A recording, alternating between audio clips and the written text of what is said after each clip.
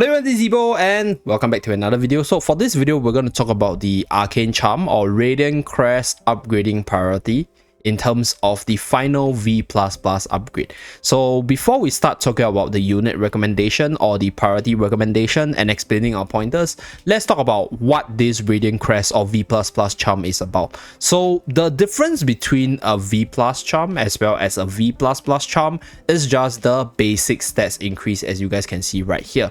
So Radiant Crest is the material used to refine your V+ charm to the V++ charm for you to get additional stats. So the stat increase varies between classes. So for Rogue, it's like 1.4 across the 3 line of stats. I think Tank has the second highest one. It's at 1.4, 1.3, 1.4. So there is a slight difference in terms of the number, but if you look at the grand scheme of things, it's not that big. But generally, you want to upgrade this crest or upgrade these charms with the Radiant Crest on units which you use a lot or has a lot of general purposes. So in today's video, we're going to break down the priority and explain the pointers. And with regards to the usage, once you refine the charm itself, this refinement belongs to this specific charm right here. So you can see that my Titanic charm requires additional resource to refine, because this is where the refinement only goes to the specific charm in slot, and this means that you want to actually get your best in slot charms first before refining them. Because if you upgrade, for example, sorcery charm, right, your Titanic charm is not upgraded. So first of all, you can't actually switch over like what you guys see right here. And second of all, you need to spend additional resource to refine your Titanic charm for the additional basic stat gain, as you guys can see. So this is one thing to take note of, and the usage for the Radiant Crest and what it does. So next, let's talk about the resource, or talk about Radiant Crest. Where can you get it? So right now, for the Radiant Crest side, you can actually get Radiant Crest from 2 different avenues. Number one, it's from your Titan River right here. So you get 100 here, 100 here. So in the reward side, let me just shift my head up. Okay, so in the reward side, this is where you can get your Radiant Crest. So this is probably on a weekly basis. So this is source number 1 on a weekly basis, about 450 from here. Yeah, 450 from here. And then the next one, which is what I'll say is your main source of your Radiant Crest, comes from the Ravage Realm boss right here. So if you go through the daily rankings, you guys can see you can get up to 250 Radiant Crests on a day-to-day basis, and based on your ranking in your district Ravage Realm, the amount of Radiant Crests you will get will vary. So this means that Radiant Crest, the most accessible way to get your upgrading materials for your V++ charm, is from your Ravage Realm right here. And that is why in today's priority recommendation, there will be a slightly higher emphasis on units which are generally better for this game mode as well. Because, right, if you do better here, you get more resources, and that's where you can upgrade more charms along the way, right? You want to maximize the stat gain on used units, so that the additional stat increase is not wasted, and you want to use it on the Ravage Realm units or the strong Ravage Realm units or high priority Ravage Realm units for you to get more resources to upgrade more units moving forward. Okay, so now moving on to the unit recommendation priority. First of all, we have Lily May. So when in doubt, just Lily May, because she's versatile, she's meta, she's dominating every single game mode, including Ravage Realm. So increasing the charm from V+ to V++ gives you a stats that will benefit you on a day-to-day basis on the meta level. And then we have the likes of Sonya as well as Feresto. So they aren't quite as good as Lily May in terms of power level as well as versatility, but versatility wise, they are really versatile, right? Feresto's used in every single meta Dream Realm comp. You can use Feresto in the PvP side of things, and you can also run Feresto in the AFK stage side of things. So in fact, I think comparing Feresto and Lily May, I think they are sort of equal, but Lily May has the added advantage that she's the strongest damage dealer across the board. So you have to run her across multiple different game modes. So increasing the stats on Lily May would be probably better than Feresto in terms of the minor differences. But Feresto is also insanely good because number one, you get to use him on a day-to-day basis on the Dream Realm side. So the stat increase is going to benefit you there. And for the Ravage Realm, he might not be the strongest damage dealer there, but he does have a slot in the Aurora squad itself. So definitely a good choice, definitely a good pick to upgrade. And then we have Sonya. So Sonya is also like a generally versatile and good character across the board, and you use Sonya for so many different dual buffing purposes, right? Across Aurora Squad, across Dream Realm, across your PvP, and even your PvE content. So Sonya is also a good choice. And between Sonya and Fresto, I actually upgraded Sonya first because I just use Sonya more, number one, and my Sonya is stronger. So the minor stat increase leads to a much bigger number increase because of the higher tiers. So this is my upgrading logic in terms of the unit selection. So Sonya as well as Fresto will be on a higher priority, but because she's higher in terms of tiers, I upgrade her first and then maybe look at Fresto later on. Now the fourth unit is Harak. So Harak is without a doubt one of the strongest damage dealers in the game right now. So the reason why Harak is in the 4th slot is because despite him being really good, he's not as used on a day-to-day basis. Because initially he was used in a lot of different Dream Realm bosses, but as people realize more and more powerful Dream Realm combos or team setup itself, Harak actually fell off to I think maybe 3 or 4 bosses only. So PvP wise, definitely top tier, PvE wise, definitely top tier, and definitely top tier in the Ravage realm. But on a day-to-day Dream Realm usage basis, Harak is probably 4th after the first 3 units I recommended. And then we have the 4th unit, which is Mikola. So Mikola's the lowest on the list, or rather I'll say support in general is not that highly recommended by me, but I'll still put Mikola here because Mikola is also used everywhere, used every single day, used in every single game mode. But for the support side, the stat gain that you get is the lowest, because you see for the support it's 1.0, 1.1 and 1%. And if you think about support kit in general, they don't actually benefit a lot from massive stat increase or just stat increase in general. So you did rather give the stats to a tank so that the physical magical defense allows the tank to survive better and hit a little bit harder, or just give it to your DPS, right, so that they can survive longer to do more damage compared to giving a support. So Mikola's generally worth it, but I'll say lower in priority compared to the other 4.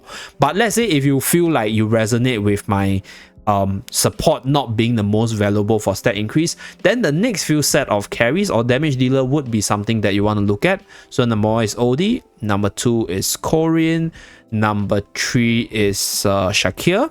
Shakir is also insanely good.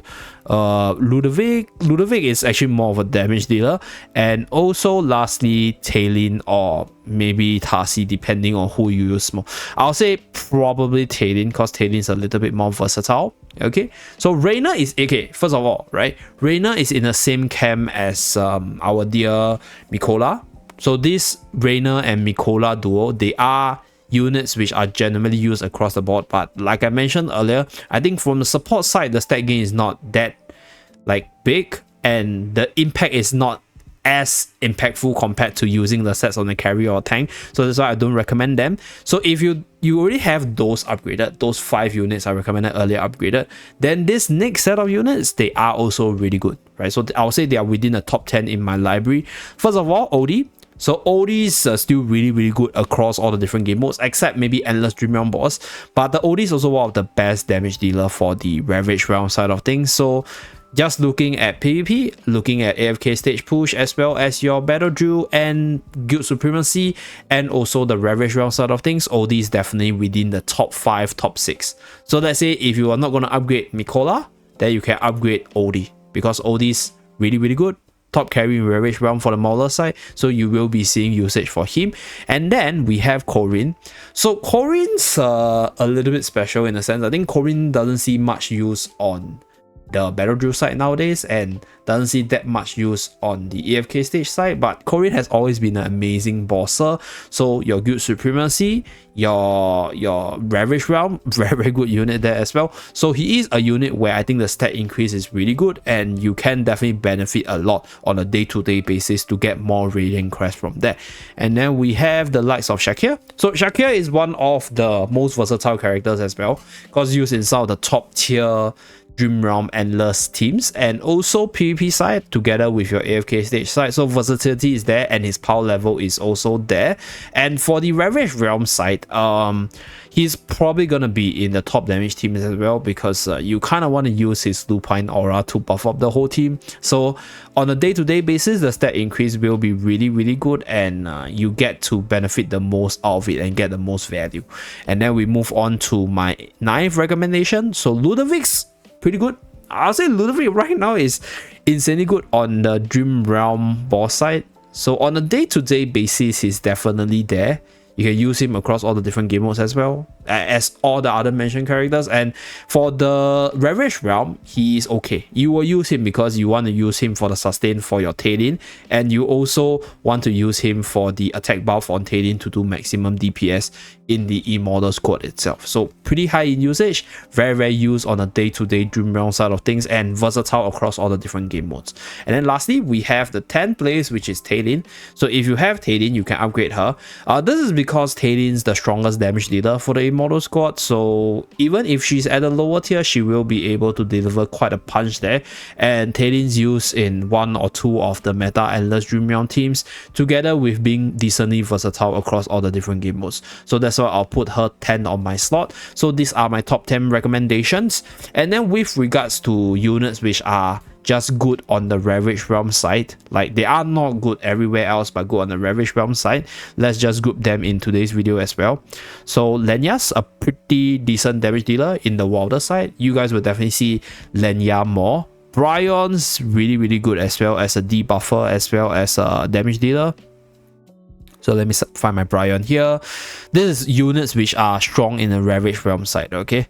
So Carolina is okay. Yep, we're gonna put Carolina here.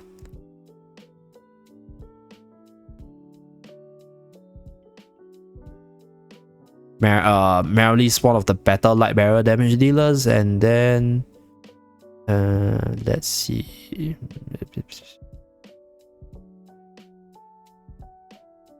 Let me run through all the units first so that I don't miss out on anyone.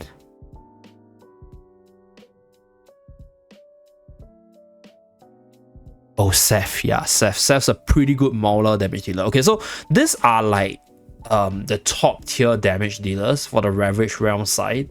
So I won't put them at a high priority because they are strictly for the Ravage Realm and they are less useful on the day-to-day. So Lenya is one of the strongest physical damage dealer on the Wilder side, and she is one of the stronger damage dealer from the Wilder side in the Ravage Realm. So Lily May's first, I think, and then Lenya's second when you build up the team for her. So this will definitely help you like carry your Ravage Realm to get a higher rank and then get more resources, or at least get 250 resources on a day-to-day basis. And then we have Bryon. So Bryon's really good for the debuff already. But let's say if you do have him built up, you might want to consider upgrading his charms, so that you actually can use him as a semi-carry in the Ravage Realm. So with regards to the Wilder's damage dealer, I'm not sure whether or not Lenya is the second strongest or Bryon's the second strongest, because there's quite a few replays out there with different variations. Just know that they are very strong in Ravage Realm and they are going to see use there. So upgrading their stats for that game mode to farm for your resource is also okay. And then we have Carolina. So Carolina's also one of the better damage dealers together with Talon in the Immortal squad, and Carolina is also used a lot in the CC team, Iron CC team in the AFK stage push, with certain usage in the PP side. So usage wise, I think Carolina's still fine. A little bit niche nowadays, but like if you consider just like her Ravage Realm usage in terms of the DPS side, second strongest, third strongest, then I think you can definitely try to upgrade the charms for additional stats. And then we have the Marilee. So Marilee fell off quite a bit, but she's still one of the strongest DPS in the light barrier side, so the upgrade of a charm definitely worth it. So in that same retrospect, Vala's also pretty good, and Vala has the added benefit of being used in the PvP side, but I think Marilee's a lot better in terms of dealing damage in the Ravage Realm. So if you want to choose units based on their Ravage Realm usage, then I think, yeah, Marilee's the better one for the light bearer side. Yeah, so that's for the Marilee side. And then we have Seth. So Seth's one of the better damage dealer other than OD in the Mauler Dauntless squad itself. So this is a very niche character for the PvP side, but if you are looking at upgrading the charms from V+ to V++. Strictly for the Ravage Realm side, you can consider upgrading Seth right here. So those are my top tier recommendations in terms of the units to upgrade the charms from V+ to V++. And I think personally, like I mentioned earlier, it really depends on your own account and what's your objective, but the most versatile one will be the top 10 that I recommended earlier. And then if you want to focus on the good damage dealers to maximize your damage in Ravage Realm, then these are the few, and then subsequently you can choose to upgrade based on your other criterias, based on your own usage itself. Okay, so that's it for this video. Thank you very much for tuning in. Do remember to like and subscribe to see more. See you guys again in my next video. Bye guys.